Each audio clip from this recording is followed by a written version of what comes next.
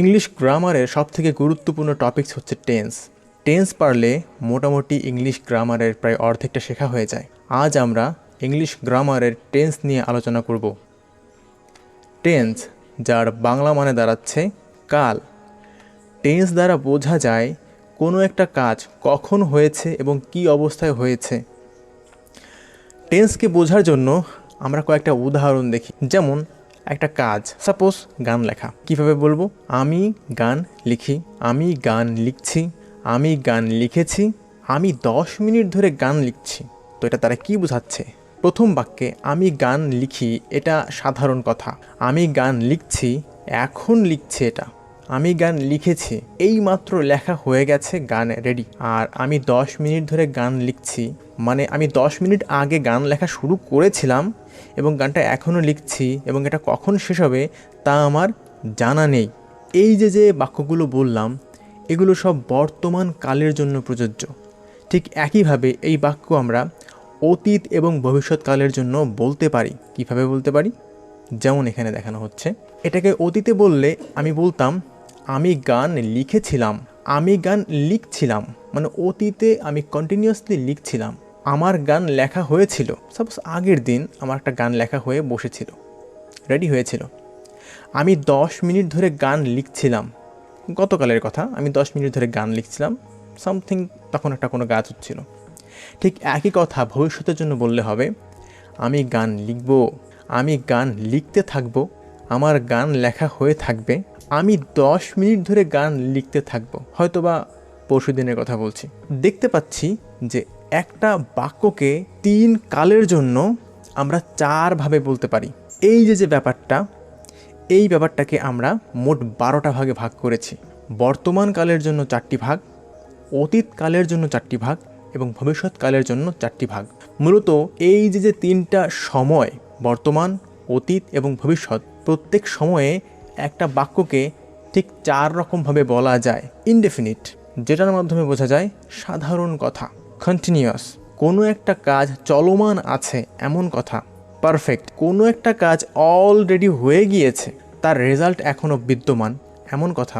Perfect continuous, কোনো একটা কাজ কিছু আগে শুরু হয়েছে, এখনও চলমান, এটা ঠিক কখন শেষ হবে তা জানা নেই, এমন হলে পারফেক্ট কন্টিনিউয়াস। তো এই যে 4টা ভেরিয়েশন, এটা কিন্তু বর্তমান, অতীত, ভবিষ্যৎ সব কালের জন্য লেখা সম্ভব। এখন প্রশ্ন হলো, এটা আমরা শিখলাম বাংলায়, এটাকে ইংরেজিতে আমরা কি করে লিখব? তার জন্য আমাদের প্রয়োজন ইংলিশ সেন্টেন্স স্ট্রাকচার। একটা ইংলিশ বাক্য মূলত এই 3টা জিনিসের সাহায্যে গঠিত হয়: সাবজেক্ট, ভার্ব এবং অবজেক্ট। তবে এখানে একটা জিনিস বলে রাখি, একটা ইংলিশ বাক্য কিন্তু শুধুমাত্র একটা শব্দ দিয়েও গঠিত হয়, এবং সেই শব্দটা হচ্ছে ভার্ব। যেমন আমি কাউকে আদেশ করলাম, গো, যাও, ডু, করো। তো এরকম আদেশ বা নির্দেশ বোঝানোর জন্য আমরা কিন্তু একটা মাত্র বাক্য ব্যবহার করতে পারি, সেটা হচ্ছে ভার্ব। তবে আমরা এর সঙ্গে সাবজেক্টও জুড়ে দিতে পারি। আই ডু, আমি করি। আই গো, আমি যাই। হি সিংস, সে গায়। তাহলে দেখতে পাচ্ছি শুধুমাত্র সাবজেক্ট এবং ভার্ব নিয়েও কিন্তু একটা বাক্য গঠিত হয়, অবজেক্টের প্রয়োজন নেই। আবার অবজেক্ট দিলে 16 কলা পূর্ণ হয়। যেমন আই গো টু স্কুল। এখানে আই সাবজেক্ট, গো ভার্ব এবং টু স্কুল এটা অবজেক্ট। মাঝে মাঝে এর সঙ্গে আরও এক্সট্রা তথ্য যুক্ত হতে পারে। যেমন I go to school every day, EVERYDAY। এইটুকু কিন্তু এক্সট্রা তথ্য। তাহলে দেখতে পাচ্ছি একটা বাক্য গঠন করার জন্য আমাদের সাবজেক্ট, ভার্ব, অবজেক্ট এবং এক্সটেনশন, এই 4টা জিনিস দরকার হয়। এই 4টা জিনিস দরকার হয়, তার মধ্যে সাবজেক্ট, ভার্ব এবং অবজেক্ট এটা অবশ্যই লাগে। এক্সটেনশন থাকতে পারে, নাও থাকতে পারে। এটাকে যদি আমরা সংক্ষিপ্তভাবে লিখি তাহলে লিখতে পারি সাবজেক্ট, যেটাকে আমরা এস দ্বারা চিহ্নিত করলাম, ভার্ব ভি দ্বারা, অবজেক্ট ও দ্বারা, এক্সটেনশনকে EXT দ্বারা। তবে এখানে আরেকটা ব্যাপার আছে, এই যে ভার্ব, এই ভার্ব সবসময় কিন্তু একা বসে না। এই ভার্বকে সাহায্য করার জন্য আরও কিছু ভার্বের প্রয়োজন হয়। সেই ভার্বগুলোকে বলা হয় হেল্পিং ভার্ব। তো সংক্ষিপ্তভাবে লিখলে আমরা লিখতে পারি একটা বাক্য গঠিত হওয়ার জন্য সাবজেক্ট দরকার, হেল্পিং ভার্ব দরকার, মূল ভার্ব দরকার, অবজেক্ট এবং এক্সটেনশন দরকার। এবার আমরা এক এক করে প্রত্যেকটা জিনিস শিখি। প্রথমেই আসি সাবজেক্ট। সাবজেক্ট হচ্ছে কোনো বাক্যের সেই ব্যক্তি বা সেই বস্তু বা সেই জিনিস যে কাজটা করে। যেমন আমি খাই, এখানে আমি খাচ্ছি, আমি সাবজেক্ট। গাড়ি চলে, গাড়ি চলছে, গাড়ি সাবজেক্ট। তো এই যে সাবজেক্ট, এই সাবজেক্ট কিন্তু সীমিত। এইখানে সাবজেক্টের লিস্ট দিয়ে দেওয়া হলো। ইংলিশে সাবজেক্ট মাত্র 8টি। I, we, you, they, he, she, it, names. I মানে আমি, উই মানে আমরা, ইউ মানে তুমি, দে মানে তারা, হি, শি দুটোর মানে সে, ইট মানে কোনো একটা বস্তু বোঝাচ্ছে এটি, অ্যান্ড নেমস বলতে যে কোনো নাম বোঝাচ্ছে ইন্দ্র, প্রসেনজিৎ, যদু, মধু, শ্যাম। সাবজেক্টের সঙ্গে সঙ্গে অবজেক্ট চলে আসে। প্রত্যেকটা সাবজেক্টেরই একটা অবজেক্টিভ ফর্ম আছে। আয়ের জন্য অবজেক্টিভ ফর্ম মি, উইয়ের জন্য us, you, you, they, them, he, him, she, her, it, it, names, names. Bangla করলে দাঁড়ায় আই মানে আমি, মি মানে আমাকে, উই মানে আমরা, আস মানে আমাদেরকে। তো এরকম করে তুমি তোমাকে, তারা তাদেরকে, সে তাকে, সে তাকে, এটা এটাকে। আর যে কোনো নামের জন্য ওই ব্যক্তির নামই হবে। ঠিক একই রকম এইটার আরও একটা ফরমেশন আছে যাকে বলা হয় পজেসিভ। এটার মানে বোঝাচ্ছে যে কোনো কিছু যার অধিকারে আছে। যেমন আইয়ের জন্য হয় মাইন মানে আমার, কলমটি আমার, আওয়ার মানে আমাদের, বাড়িটি আমাদের, ইয়োর বইটি তোমার। এখানে অধিকার বোঝাচ্ছে, তাই এটাকে বলা হয় পজেস করে রাখা, অর্থাৎ পজেসিভ। আয়ের জন্য মাইন, ওইর জন্য our, you your, they their, he his, she her, it its, name যে কোনো নামের ব্যক্তির সঙ্গে একটা এস যুক্ত হবে, যেমন কবিস, রুদ্রস। তো দেখতে পেলাম যে সাবজেক্ট শিখতে গিয়ে আমাদের অবজেক্ট শেখা হয়ে গেল এবং তার সঙ্গে সঙ্গে শেখা হয়ে গেল তার পজেসিভ ফর্ম। তো মূলত এই 8টি সাবজেক্ট বা অবজেক্ট বা পজেসিভ ফর্ম আছে। এখানে একটা ব্যাপার, আই থেকে শুরু করে ইট পর্যন্ত এগুলো যেমন আছে সেরকমই থাকবে। নেমের এখানে এসে একটু পরিবর্তন হবে। নেমের এইখানটাতে যে কোনো নাম হতে পারে, যদুমধু, শ্যাম। তবে এখানে আরও একটা জিনিস কিন্তু আমরা যুক্ত করতে পারি। যেমন আমরা যদি একটা বাক্য বলি, গতকাল তুমি যে গানটি গিয়েছিলে তা সুন্দর ছিল। এখানে আমার সাবজেক্ট কিন্তু গতকাল তুমি যে গানটি গিয়েছিলে। তো এখানে সাবজেক্ট কিন্তু গতকাল তুমি যে গানটি গিয়েছিলে পুরো বাক্যটা, এটা কিন্তু আমি নেমের মধ্যে ধরবো। তো সেই অনুসারে নেমের মধ্যে I, we, you, they, he, she, it এটা বাদ দিয়ে বাকি যা যা আছে সবই নেমের মধ্যেই পড়ে যাবে। তো এইভাবে আমরা বলতে পারি সাবজেক্ট, অবজেক্ট, পজেসিভ সবগুলো মোট 8টি ফর্ম আছে বা 8টি মাত্র সাবজেক্ট আছে। ভার্ব। ভার্ব কোনো কাজ করা, যে কোনো কাজকে আমরা ভার্ব বলতে পারি। যেমন ডু, গো, ইট। এই যে ভার্ব, সেই ভার্বের 5টা ফর্ম আছে। Present form, past form, past participle, ING form, S অথবা ইএস ফর্ম। যেমন ডু ভার্বের জন্য প্রেজেন্ট ফর্ম হচ্ছে do, past form did, past participle done, ING form doing, S বা ইএস ফর্ম ডাজ। আমাদের এটা মনে রাখতে হবে, কারণ আমরা যখন টেন্স পড়ব তখন আমাদের এই 5টা ফর্মের কোনো না কোনো ফর্ম ব্যবহার করতে হবে। এই জন্য আমরা এই ফর্মগুলোর একটা সংক্ষিপ্ত নাম দিয়ে ফেলি। যখন ভার্ব নর্মাল প্রেজেন্ট ফর্মে হবে তখন সাধারণ ভি লিখব, পাস্ট ফর্মে হলে ভিপি, পাস্ট পার্টিসিপল হলে ভিপিপি, আইএনজি ফর্ম হলে ভি আইএনজি এবং এস বা ইএস ফর্ম হলে ভি এস হবে। এখানে কয়েকটা ভার্বের উদাহরণ দেখানো হলো।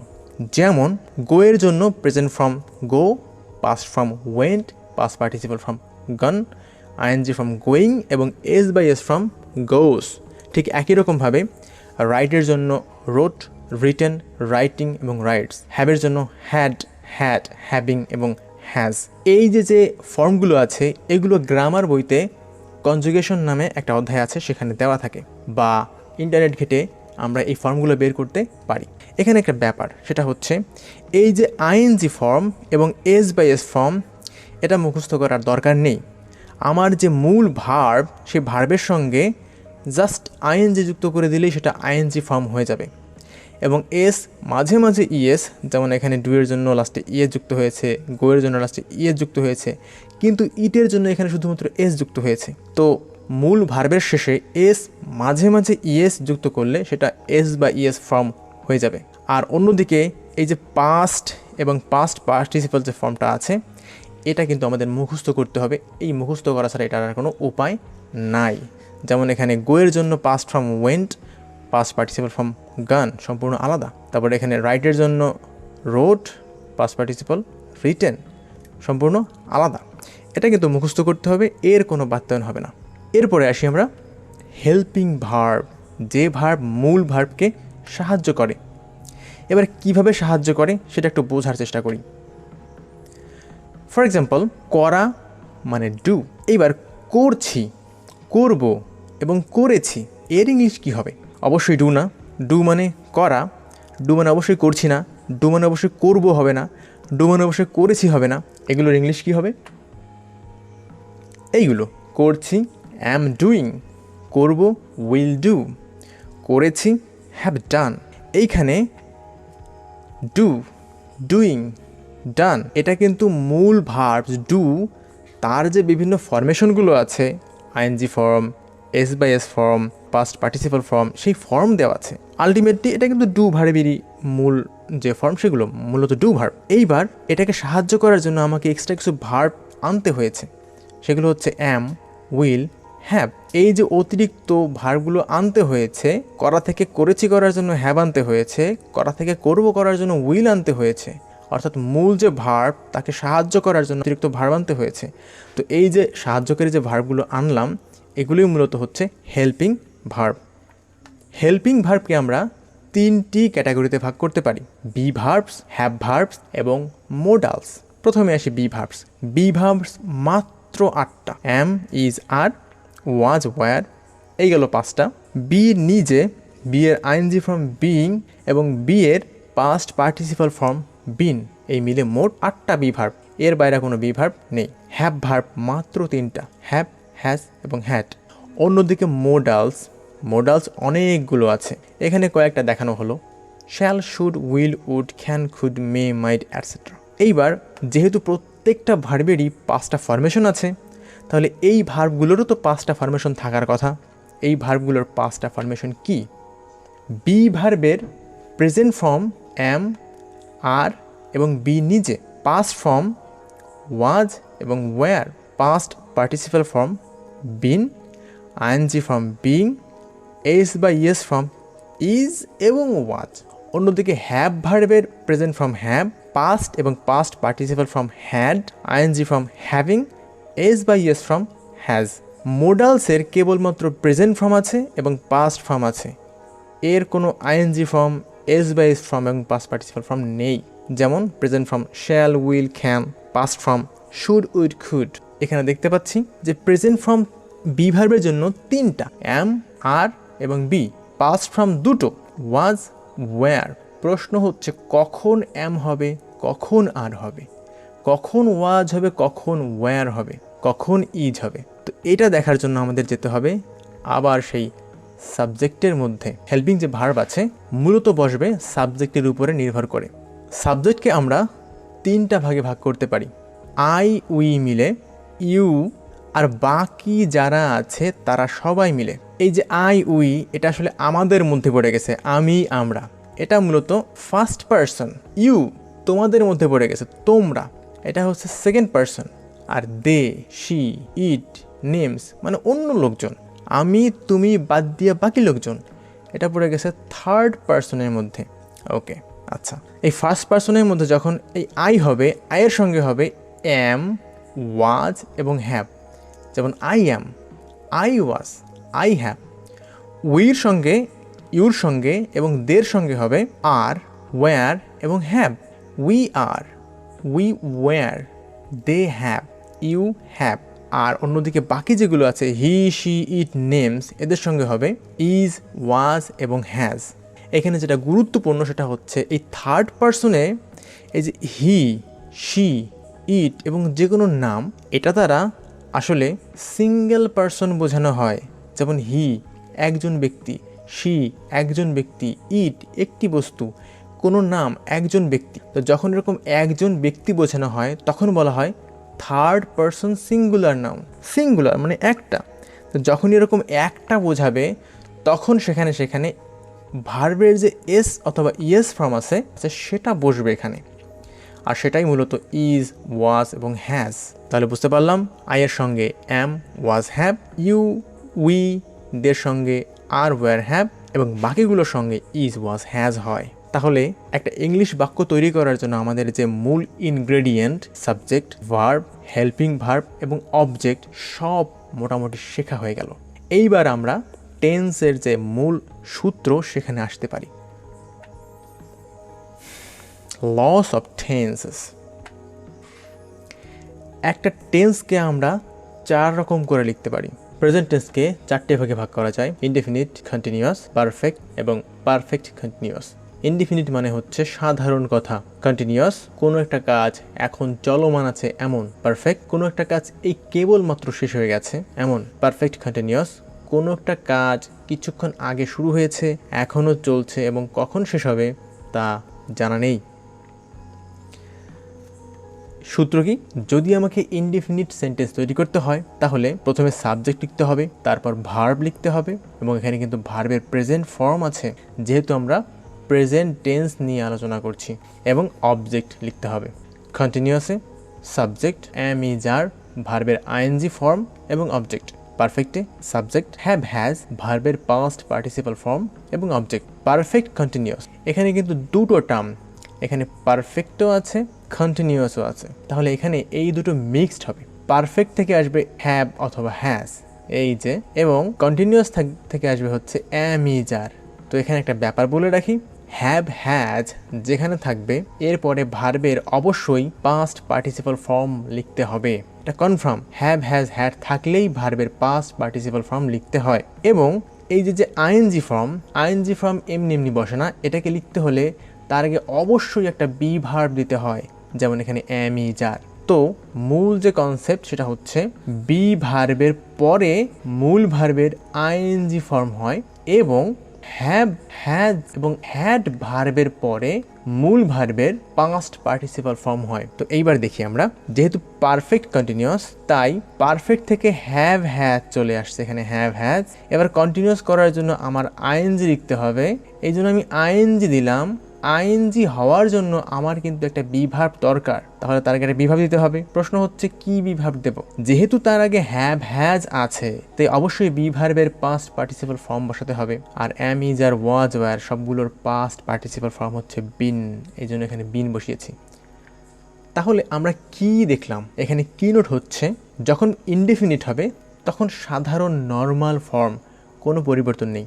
যখন কন্টিনিউয়াস হবে আইএনজি ফর্ম যুক্ত করতে হবে, যখন পারফেক্ট হবে ভার্বের পাস্ট পার্টিসিপাল ফর্ম যুক্ত করতে হবে, এবং পারফেক্ট কন্টিনিউয়াস হলে সেখানে আইএনজি ফর্ম আছে সঙ্গে একটা বিন আছে। এগুলো হচ্ছে কি পয়েন্ট মনে রাখার। এবং একটু আগেই বলেছি যে আইএনজি ফর্ম হতে হলে অবশ্যই বি ভার্ব বসাতে হবে, পাস্ট পার্টিসিপল হতে হলে অবশ্যই হ্যাভ, হ্যাজ বসাতে হবে। একই রকম এখানেও পারফেক্ট কন্টিনিউয়াসের আইএনজির জন্য তার আগে বি ভার্ব বসেছে, আর তার আগে হ্যাভ, হ্যাজ বসার কারণে বি ভার্বের পাস্ট পার্টিসিপল ফর্মটা বসেছে। কয়েকটা উদাহরণ দেখি। I write a poem. Simple. Write. I am writing a poem. Am writing. I have written a poem. Have written. ভার্বের পাস্ট পার্টিসিপাল ফর্ম, ভার্বের আইএনজি ফর্ম। এবং সর্বশেষ এই দুটোর কম্বিনেশন, আই হ্যাভ বি ভার্বের জন্য বিন, আইএনজির জন্য writing. I have been writing a poem. এখানে আর একটু এক্সটেনশন আমি যুক্ত করতে চাই, I have been writing a poem for 10 minutes, মানে আমি 10 মিনিট ধরে কবিতা লিখছি, এখানে বাংলা দেওয়া আছে। তো এটা গেল আমার প্রেজেন্ট টেন্সের জন্য। পাস্ট টেন্সে শুধুমাত্র এই লাল করা যে অংশগুলো আছে এটার পরিবর্তন হবে, এখানে সব অতীত হয়ে যাবে। মূল যে ভার্ব তার পাস্ট ফর্ম হবে, অ্যাম, ইজ, আর, হ্যাভ, হ্যাজের পাস্ট ফর্ম এখানেও তাই। এটা করলেই কিন্তু আমার পাস্ট ফর্ম হয়ে যাবে। তো পাস্ট ফর্মের জন্য সূত্র এটা, সিম্পলি আমরা মূল ভার্বটাকে পাস্ট করে দিয়েছি, অ্যাম, ইজ, আর এর পাস্ট ফর্ম ওয়াজ, ওয়্যার লিখে দিয়েছি, হ্যাভ, হ্যাজের পাস্ট ফর্ম হ্যাড লিখে দিয়েছি, কাজ শেষ। Example, I রোট a poem, I was writing a poem, I had written a poem, I had been writing a poem for 10 minutes. একইভাবে যদি ফিউচার করতে চাই তাহলেও ঠিক এই নীল করা অংশগুলি পরিবর্তন করতে হবে। তবে এখানকার ব্যাপারটা একটু অন্যরকম, কারণ ভার্বের পাস্ট ফর্ম থাকার কারণে আমরা পাস্টে গিয়ে সিম্পলি ভার্বের পাস্ট ফর্মটা লিখে দিয়েছিলাম, কিন্তু ভার্বের তো কোনো ফিউচার ফর্ম নেই। তাহলে এখানে কি করব? এইখানে আমাকে উইল দিতে হবে। যেমন সাবজেক্টের পর মূল ভার্ব বসবে, মূল ভার্বের সঙ্গে একটা উইল যুক্ত করে দিলেই তা ভবিষ্যতের কথা বলে দেবে। ঠিক একই রকম এখানেও উইল যুক্ত, এখানেও উইল যুক্ত, এখানেও উইল যুক্ত হলো। এখন এখানে যেটা কথা সেটা হচ্ছে যে উইল একটা মোডালস, এবং যদি কোথাও মোডালস থাকে, মোডালসের পরে অবশ্যই ভার্বের প্রেজেন্ট ফর্ম বসবে। সাধারণ ভার্বের যে ফর্ম, প্রেজেন্ট ফর্ম, সেটা বসবে। তাই এখানে নর্মাল ইনডিফিনিটের জন্য মূল যে ভার্ব তার আগে সিম্পলি একটা উইল বসিয়ে দিয়েছি, মূল ভার্বের কোনো পরিবর্তন করার প্রয়োজন পড়েনি। এবার কন্টিনিউয়াসে যেহেতু আইএনজি থাকতেই হবে এবং আইএনজির আগে একটা বি ভার্ব থাকতেই হবে, তাই এখানে উইল বসার জন্য বি ভার্বের সাধারণ ফরমেশন নর্মাল বি সেটাই বসে গিয়েছে। একই রকমভাবে পারফেক্টে এসে যেহেতু ভার্বের পাস্ট পার্টিসিপল থাকতেই হবে এবং পাস্ট পার্টিসিপল আনতে হলে তার আগে একটা হ্যাভ, হ্যাজ, হ্যাড আনতে হয়, আর যেহেতু ফিউচার করতেছি, ফিউচার করতে হলে আমাকে উইল আনতে হবে, তাই উইলের পরে হ্যাভ, হ্যাজ, হ্যাড এর নর্মাল যে ফর্ম হ্যাভ সেটা বসেছে। তাহলে এখানে আমরা কি পাচ্ছি? Example, I will write a poem, I will be writing a poem, I will have written a poem, I will have been writing a poem for 10 minutes. এখানে যেটা কি নোট, সব জায়গায় উইল। তাহলে আমরা দেখতে পাচ্ছি যদি আমাদের প্রেজেন্ট করতে হয়, ভার্বের প্রেজেন্ট ফর্ম লিখব। পাস্ট করতে হলে ভার্বগুলোর পাস্ট ফর্ম লিখব, এবং ভবিষ্যতের জন্য সব জায়গায় উইল যুক্ত করতে হবে। উইল মোডেলস হওয়ার কারণে উইলের পরে যে সকল ভার্ব বসেছে সবগুলো প্রেজেন্ট ফর্মে বসেছে। মোদ্দা কথা, সাবজেক্টে কোনো পরিবর্তন হবে না, অবজেক্টেরও কোনো পরিবর্তন হবে না, যেখানে যে যেমন আছে তেমনই থাকবে। মূল যে ভার্ব, সেই ভার্বের পরিবর্তন হবে। এখানে আমরা জানি যখন ইনডেফিনিট তখন মূল ভার্ব বসে, যখন কন্টিনিউয়াস আইএনজি ফর্ম বসে, পারফেক্টে ভার্বের পাস্ট পার্টিসিপাল ফর্ম বসে, এবং পারফেক্ট কন্টিনিউয়াসে বিন তারপরে ভার্বের আইএনজি ফর্ম বসে। অ্যাজ এ রেজাল্ট আমার শুধুমাত্র পরিবর্তন করতে হচ্ছে এই ভার্বের আগের অংশ, অর্থাৎ হেল্পিং ভার্বটুকু। তাহলে আমাকে হেল্পিং ভার্বে কি পরিবর্তন করতে হচ্ছে? কন্টিনিউয়াসের অ্যামিজার পাস্ট হয়ে গেলে ওয়াজ ওয়্যার, ফিউচার হয়ে গেলে উইল, তখন উইলের পরে যেহেতু প্রেজেন্ট ফর্ম তাই নর্মাল বি, পারফেক্টে হ্যাভ, হ্যাজ, পাস্টে হয়ে গেলে হ্যাড, আর ভবিষ্যতের জন্য উইল হ্যাভ, হ্যাড এর প্রেজেন্ট ফর্ম হ্যাভ। পারফেক্ট কন্টিনিউয়াসে কন্টিনিউয়াস এবং পারফেক্ট এই দুটো একসঙ্গে জোড়ানো, হ্যাভ, হ্যাজ এই টার্মটা আসছে পারফেক্ট থেকে। ভার্বের আইএনজি ফর্ম লাগবে, তাই ভার্বের আইএনজি ফর্ম দিয়েছি। আইএনজি করতে গেলে তার আগে একটা বি ভার্ব লাগে, হ্যাভ, হ্যাজের পরে বি ভার্ব দিতে গেলে পাস্ট পার্টিসিপল ফর্ম লাগে, তাই আইএনজির আগে বি ভার্ব, হ্যাভ, হ্যাজের পরে বি ভার্ব মিলে হলো বি ভার্বের পাস্ট পার্টিসিপল ফর্ম বিন। এই আমাদের 12 রকম টেন্স তৈরি করার সূত্র। আমরা সবগুলো সূত্রকে একসঙ্গে লিখি। দ্য গ্র্যান্ড ল, সব সাবজেক্ট, সব অবজেক্ট, কোনো পরিবর্তন নেই। কন্টিনিউয়াসে ভার্বের আইএনজি ফর্ম, পারফেক্টে ভার্বের পাস্ট পার্টিসিপল ফর্ম, পারফেক্ট কন্টিনিউয়াসে আইএনজি প্লাস বিন। এরপরে বাকি হেল্পিং ভার্বগুলো, এগুলো প্রেজেন্ট, পাস্ট এবং ফিউচার অনুসারে এরকম করে চেঞ্জ হবে। এখানে সবগুলো বাক্যের উদাহরণ দেখানো হলো। আশা করি এখন টেন্স মোটামুটি ক্লিয়ার হয়েছে। তো আমি একেবারে সংক্ষিপ্তভাবে সবগুলো জিনিস একসঙ্গে দেখানোর চেষ্টা করেছি যাতে সবগুলো ব্যাপার কভার করা যায়। তো ভিডিওটার প্রত্যেকটা স্লাইড চাইলে পজ করে বুঝে দেখতে পারো, কোনো সমস্যা নেই। আর এই স্লাইড শোটা আমি নিচে লিঙ্কে দিয়ে রাখবো, যে কোনো কেউ সেখান থেকে গিয়ে এই ভিডিও স্লাইডটা পেতে পারবে। So keep learning and thank you.